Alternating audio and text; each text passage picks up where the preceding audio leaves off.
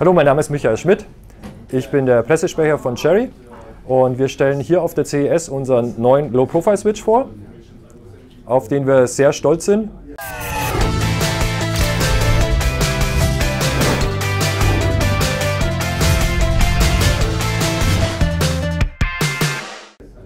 Viele von euch kennen wahrscheinlich den originalen MX-Switch.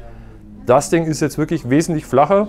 Sieht man vielleicht ein bisschen hier an der Vergleichsgrafik. Ja, ein Original-Switch hat fast 19 mm Höhe, der hat noch knapp 12 mm.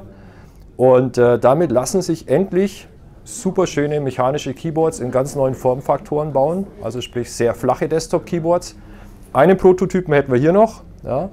Natürlich RGB beleuchtet. Ich hoffe, man sieht es in der Kamera. Ja.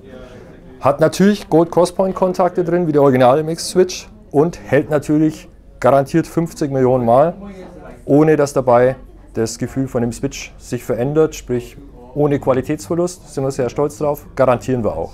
Also, wie gesagt, es lassen sich sehr flache Desktop-Keyboards bauen. Ich hoffe, dass man das sieht, wenn wir das Keyboard jetzt ein bisschen so in die Kamera drehen. Es ist schon wirklich ein Unterschied für die, die mechanische Keyboards so kennen. Ja. Das hier ist jetzt ein Prototyp von Cherry, den wir machen. Wir sind auch sehr stolz darauf, dass bereits unsere Partner-Keyboards mit unserem Low-Profile-Switch entwickeln. Ja, allen vorneweg eine Corsair, eine Ducky, eine Vortex, die hier bereits Prototypen uns zur Verfügung gestellt haben für die Messe.